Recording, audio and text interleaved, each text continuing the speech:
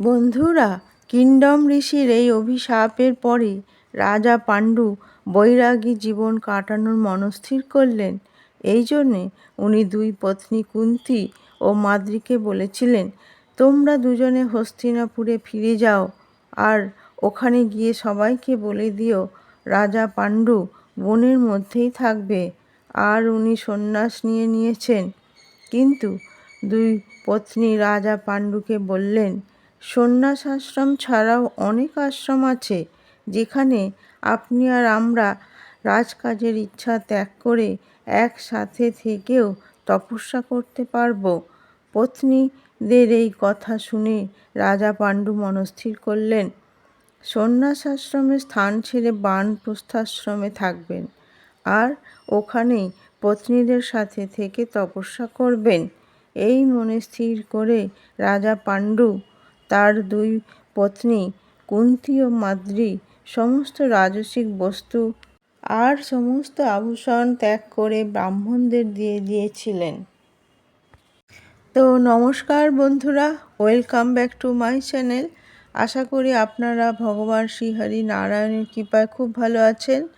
বন্ধুরা, এর আগের ভিডিওতে মহাভারতের শুরুর সংগ্রহ ভাগ 1 রাজা পাণ্ডুর বাণে মহাঋষি কিংডম ও তাঁর পত্নী দৈহিক মিলনের সময় কিভাবে মারা গেলেন সেই পর্যন্ত আপনাদের জানিয়েছি।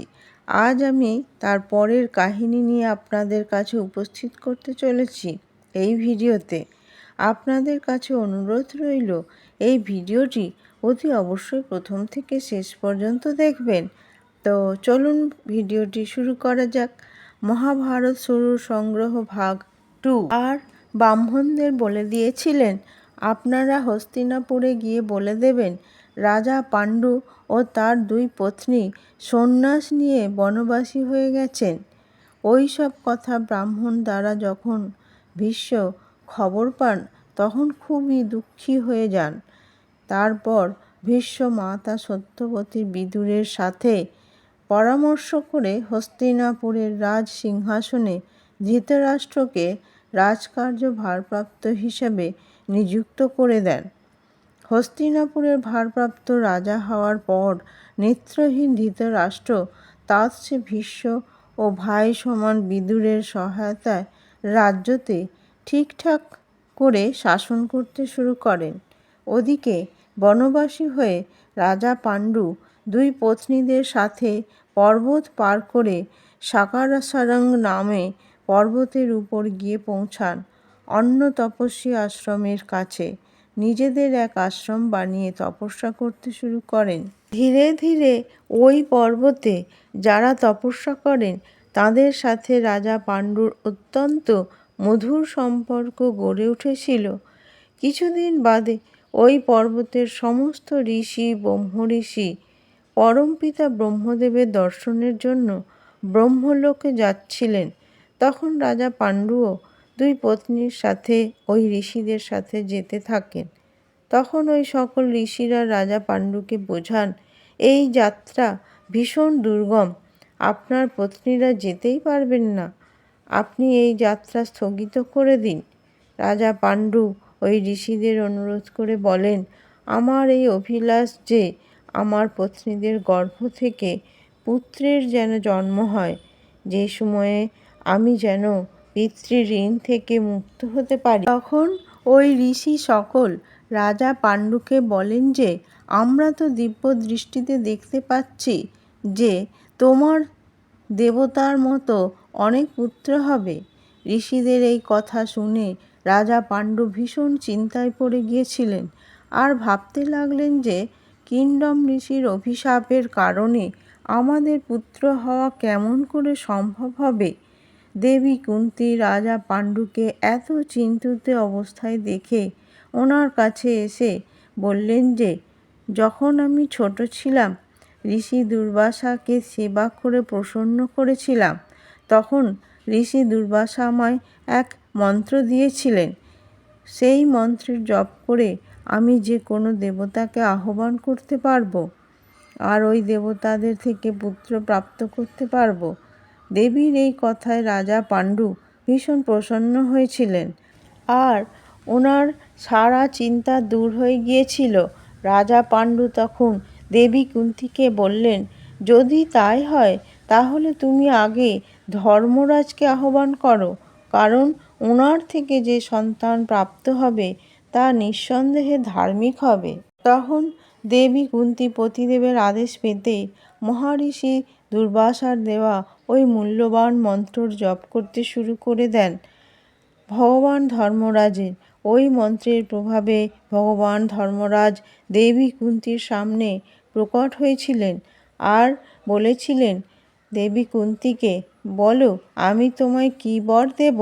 দেবী কুন্তী ভগবান ধর্মরাজকে বললেন, আমাকে আপনি এক পুত্র দিন। তখন ভগবান ধর্মরাজের সহযোগ থেকে দেবী কুন্তী গর্ভধারণ করেছিলেন। এদিকে বনে দেবী কুন্তী যখন গর্ভধারণ করেছিলেন, ঠিক সেই সময় হস্তিনাপুরে দেবী গান্ধারীও গর্ভবতী হওয়ার জন্যে উৎসব হচ্ছিল। বন্ধুরা, দেবী কুন্তী আর দেবী গান্ধারী একই সময়ে গর্ভবতী হয়ে পড়েছিলেন। আর সময় হলে দেবী কুন্তী এক পুত্রকে জন্ম দিয়েছিলেন। ওই পুত্র জন্ম হওয়ার সময় আকাশবাণী হয়েছিল যে এই বালক ধর্মাত্মা মানুষের মধ্যে শ্রেষ্ঠ সত্যবাদী হবে আর এই বালক সমস্ত পৃথিবীতে শাসন করবেন। এই বালকের নাম যুধিষ্ঠির হবে।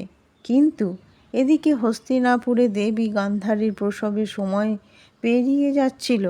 ওই গর্ভাবস্থায় যখন 2 বর্ষ কেটে যায় তখন গান্ধারী ভীষণ চিন্তিত ছিলেন আর স্বামী ধৃতরাষ্ট্রকে লুকিয়ে নিজের গর্ভকে গর্ভপাত করিয়ে দিয়েছিলেন।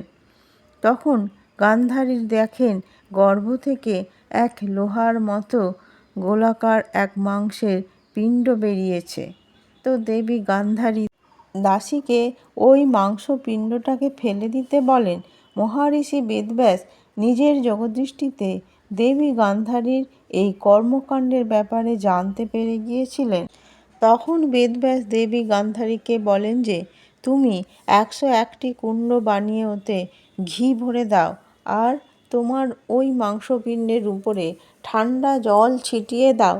মহারিষি বেদব্যাসের অনুমতিতে যখন ওই মাংসপিণ্ডের ওপর ঠান্ডা জল ছেটানো হয় তখন ওই মাংসপিণ্ড থেকে আঙুলের সমান 101 টুকরো হয়ে গিয়েছিল।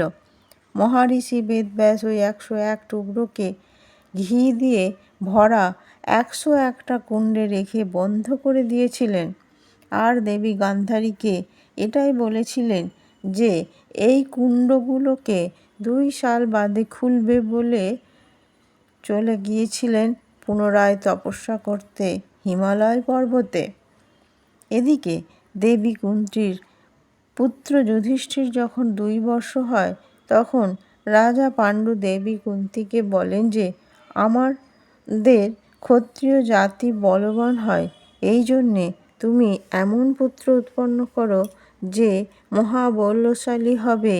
স্বামীর এই আদেশ শুনে দেবী কুন্তী পুনরায় দুর্বাসা মুনির দেওয়া মন্ত্র জপ করতে থাকেন। ভগবান বায়ুদেবের আহ্বান করেছিলেন দেবী কুন্তী। তখন ওই মন্ত্রর প্রভাবে বায়ুদেব হরিণের উপর সওয়ার হয়ে দেবী কুন্তীর সামনে প্রকট হয়েছিলেন। দেবী কুন্তী ভগবান বায়ুদেবের থেকে এক বলশালী পুত্রের কামনা করেন। তখন ভগবান বায়ুদেবের সহযোগে দেবী কুন্তী পুনরায় গর্ভবতী হয়ে পড়েছিলেন।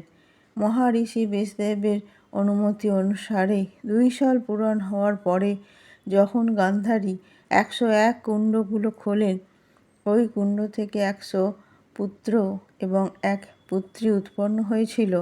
যেদিন দুর্যোধন উৎপন্ন হয়েছিল ওই দিন বনে মহারানী দেবী কুন্তী মহাবলী ভীমসেনকে জন্ম দিয়েছিলেন। আর আকাশবাণী হয়েছিল যে এই বালক বলবানের মধ্যে শিরোমণি হবে। এই জন্যে ভীমের জন্ম হওয়াতে রাজা পাণ্ডু, কুন্তী ও মাদ্রী ভীষণ প্রসন্ন হয়েছিলেন। ওদিকে দুর্যোধন উৎপন্ন হতেই গাধার মতো স্বর করে আওয়াজ করতে থাকে।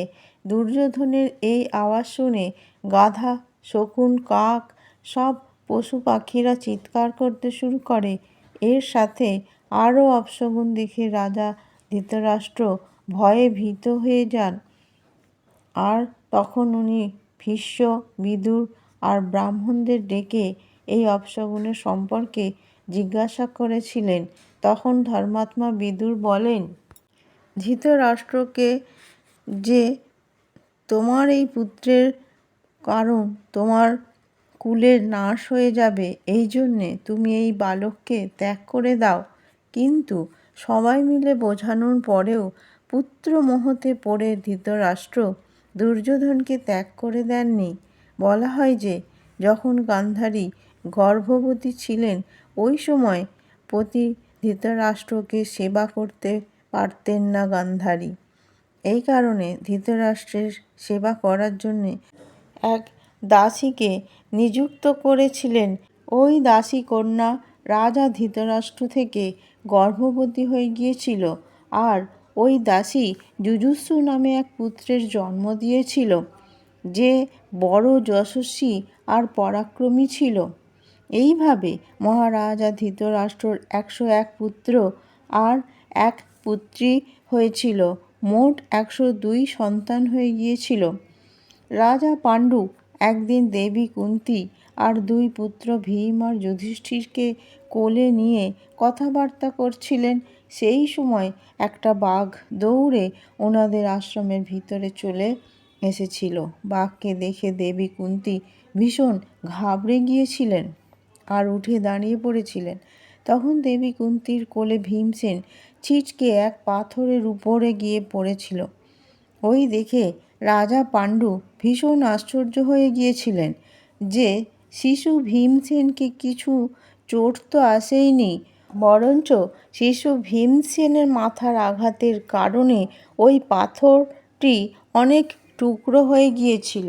বন্ধুরা, মহাবলী ভীমসেনকে পুত্র হিসেবে পাওয়ার পরে রাজা পাণ্ডুর মনে ইচ্ছা হয় আর দেবী কুন্তীকে বলেন, আমি এমন এক পুত্র চাই যে দেবরাজ ইন্দ্রের মতো পরাক্রমী হবে আর সারা পৃথিবীতে সর্বশ্রেষ্ঠ হবে।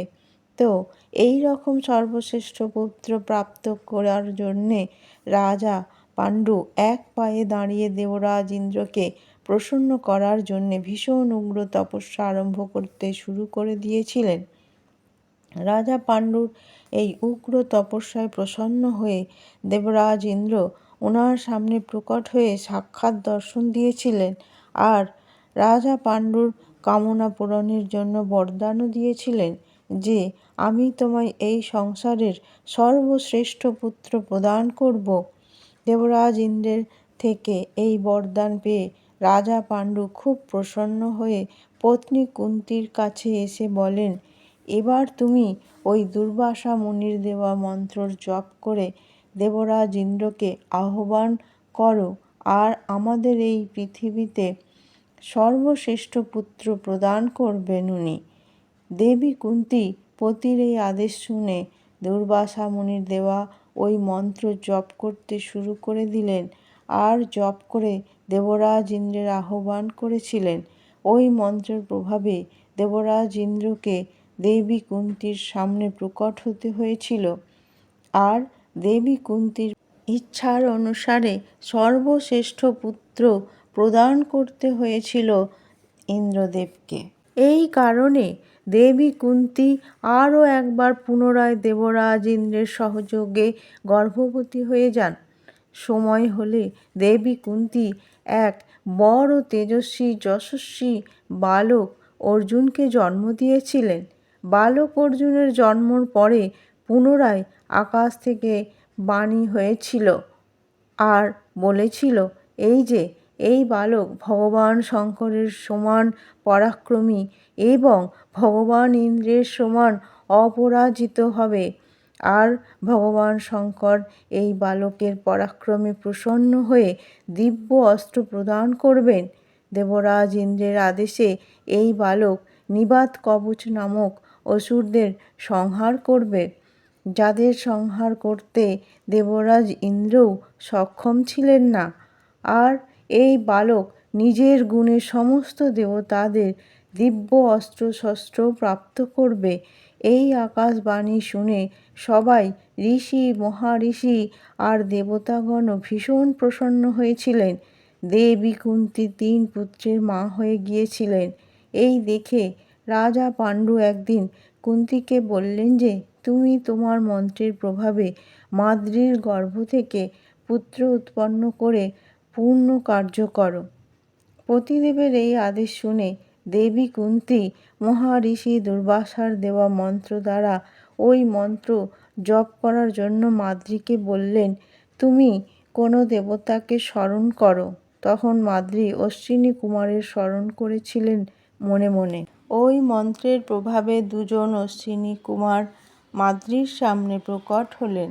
ওই 2 জন অশ্বিনী কুমারের সহযোগে দেবী মাদ্রি গর্ভ ধারণ করেছিলেন। সময় আসলে দেবী মাদ্রি নিজের গর্ভ থেকে 2 জন যমজ পুত্র সন্তান নকুল আর সহদেবকে জন্ম দিয়েছিলেন। রাজা পাণ্ডুর এই 5 পুত্রেরা বাল্যকালে ঋষিদের মধ্যে থেকে জীবন যাপন করেছিল। কিছুদিন বাদে একদিন বসন্ত ঋতুতে রাজা পাণ্ডু পত্নী মাদ্রির সাথে একটা সুন্দর উপবনে বিচরণ করছিলেন। এই রকম পরিবেশে পত্নী মাদ্রিকে দেখে রাজা পাণ্ডুর মনে কামভাবের সঞ্চার হয়ে গিয়েছিল, আর ওরা সমাগম করার জন্যে মাদ্রিকে নিজের বুকের মধ্যে জড়িয়ে ধরে নিয়েছিলেন। দেবী মাদ্রি ওই সময় রাজা পাণ্ডুকে নিষেধ করার অনেক চেষ্টা করেছিলেন, আর ঋষি কিংদমের সাপের ব্যাপারে বলে ভয়ভীত করেছিলেন রাজা পাণ্ডুকে। কিন্তু কামাসক্ত রাজা পাণ্ডু পত্নী মাদ্রির কোনো কথায় ধ্যান না দিয়ে কাম বাসনায় অন্ধ হয়ে বলপূর্বক মাদ্রির সাথে মৈথুন করতে লেগে গিয়েছিলেন।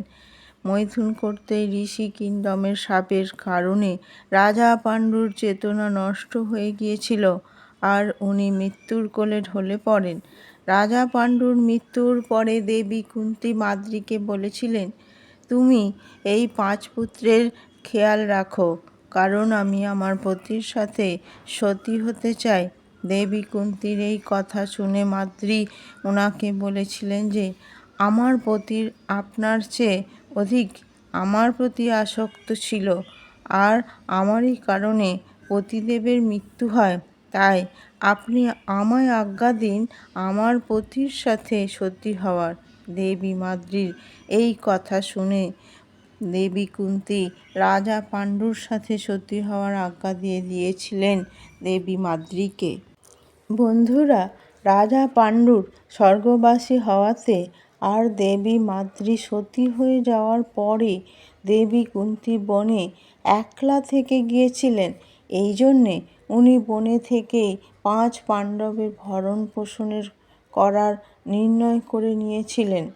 কিন্তু 5 পাণ্ডুপুত্র যারা দেবপুত্র ছিল, ওরা এইভাবে বনবাসীর মতো জীবনে বেঁচে থাকার জন্য জন্ম হয়নি।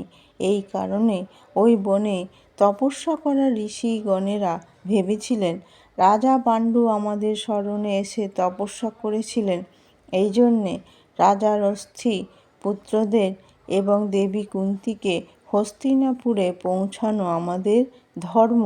এই ভেবে সমস্ত ঋষিরা 17 দিনে দেবী কুন্তী আর পাণ্ডবদের এবং রাজা পাণ্ডু দেবী মাদ্রির অস্থি নিয়ে চলে এসেছিলেন হস্তিনাপুরে। ওদের সবাইকে দেবী সত্যবতী এবং ভীষ্মকে সঁপে দিয়ে ঋষিরা অন্তর্ধান হয়ে গিয়েছিলেন।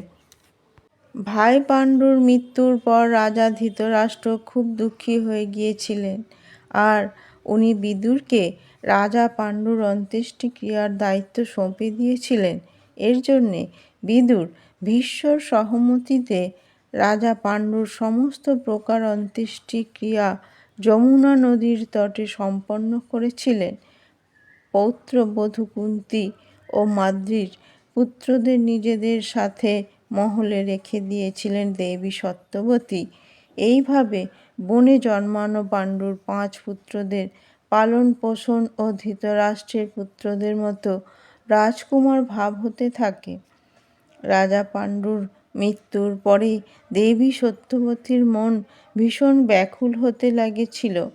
ওনার মনের এই ব্যাকুলতা যখন কোনো যজ্ঞতে সমাপ্ত হয়নি, তখন উনি বিবশ হয়ে পুত্র মহারিষি বেদব্যাসের জন্যে মনে মনে স্মরণ করেছিলেন।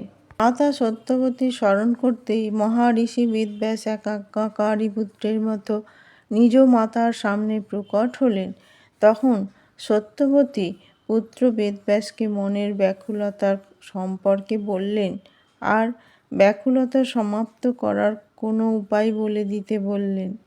মাতা সত্যবতীর এই কথা শুনে ভূত, ভবিষ্যৎ আর বর্তমান 3 কালের জ্ঞাতা মহারিষি বেদব্যাস মাতাকে বললেন যে, মাতা, এবার সুখের সময় সমাপ্ত হয়ে গেছে, আর ভবিষ্যতে অনেক খারাপ সময় আগমন হতে চলেছে। এখন তো এই জগতে দিনের পর দিন পাপের সীমা বেড়ে যাবে, ছল কপট আর দোষের বৃদ্ধি হতে চলেছে, ধর্ম কর্ম আর সদাচার লুপ্ত হতে চলেছে।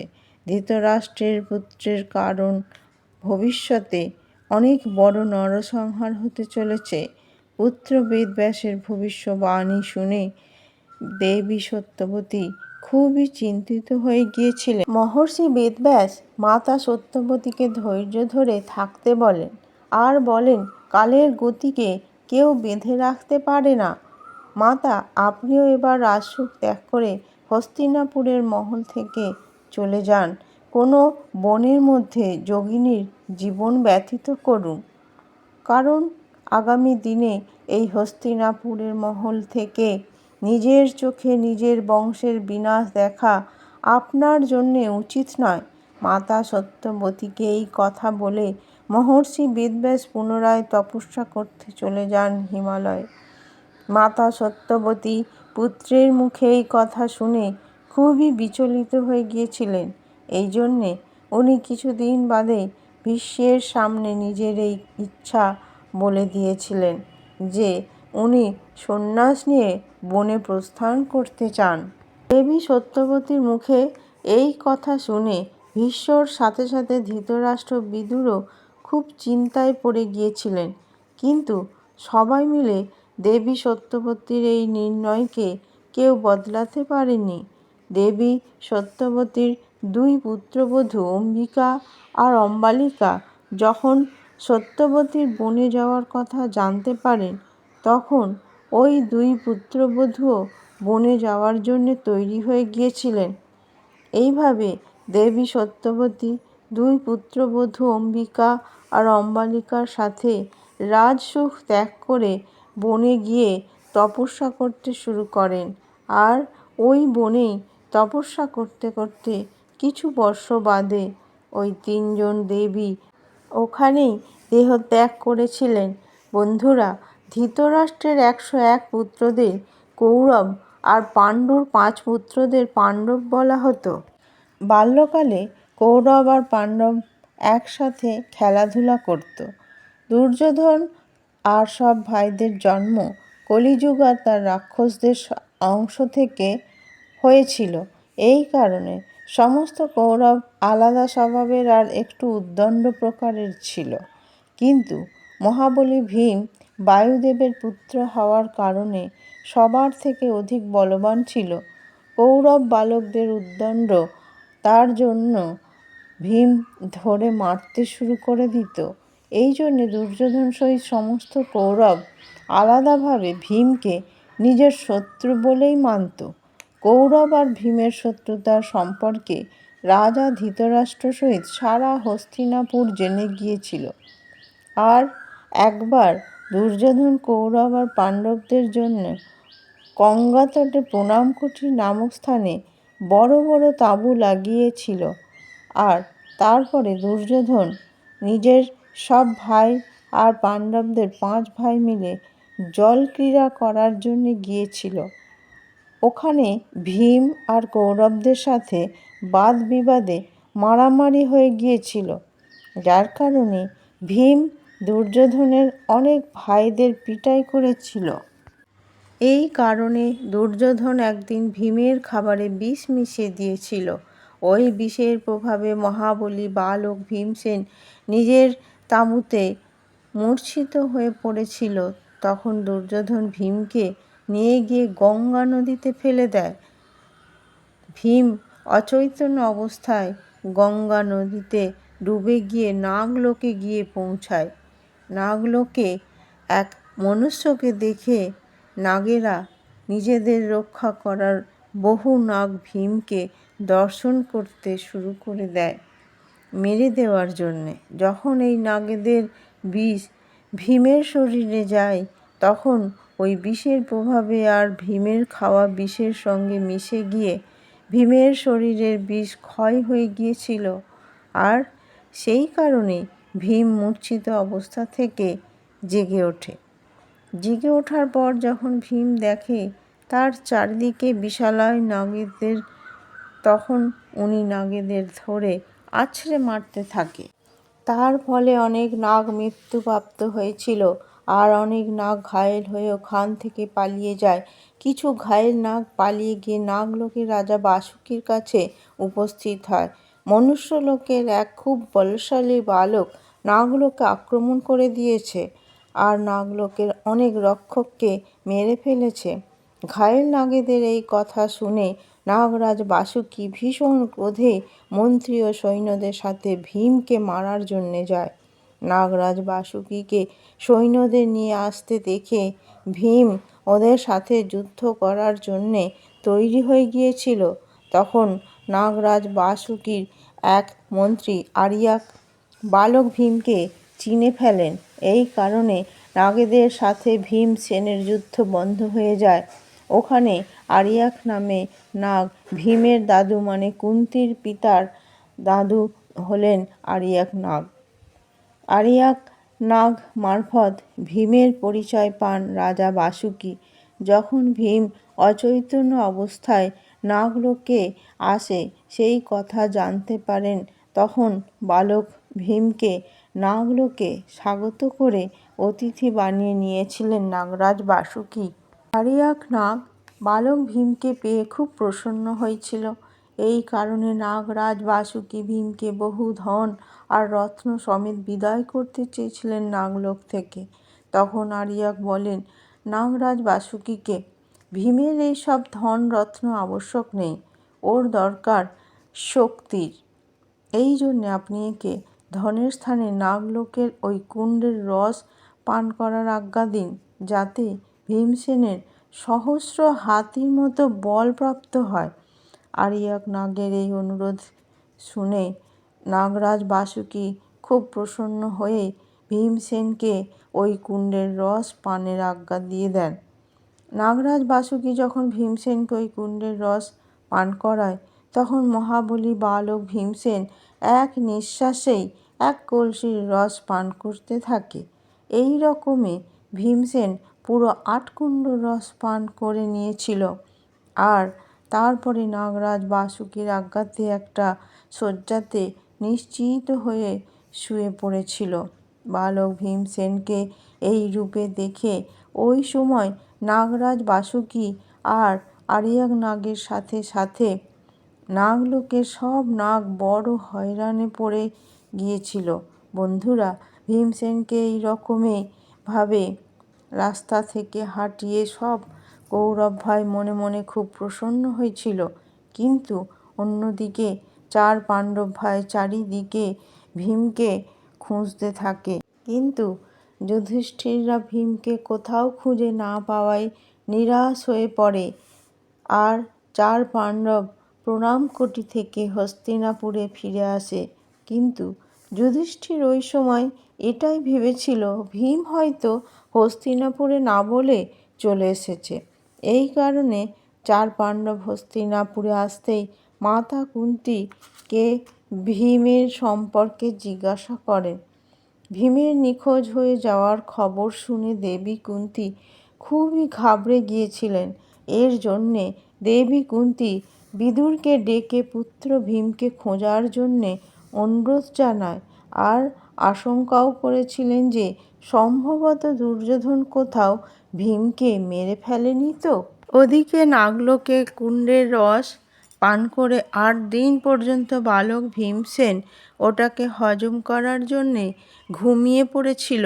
এদিকে হস্তিনাপুরে দেবী কুন্তী আর 4 ভাই ভীমকে না পেয়ে বড়ই চিন্তায় পড়ে গিয়েছিলেন।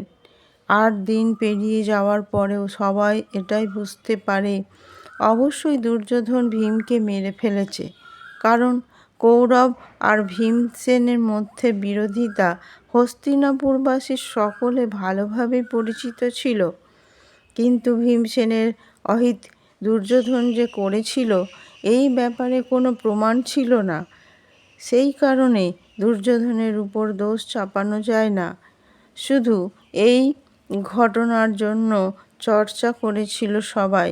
ভীষ্ম যখন বিদুর মারফত জানতে পারে তখন দুঃখী হয়ে বলেছিলেন, দুর্যোধন অবশ্যই বংশের নাশ করে ফেলবে। বালক ভীমসেন ঘুম থেকে উঠেছিল তখন এইভাবে 8 দিন পর্যন্ত ঘুমানোর কথা শুনে খুবই আশ্চর্য হয়েছিল। তখন সকল নাগ ভীমকে বলেছিল, ওনার বল এখন থেকে 10,000 হাতির সমান হয়ে গিয়েছে। এই কথা শুনে বালক ভীম প্রচণ্ড খুশি হয়ে গিয়েছিল।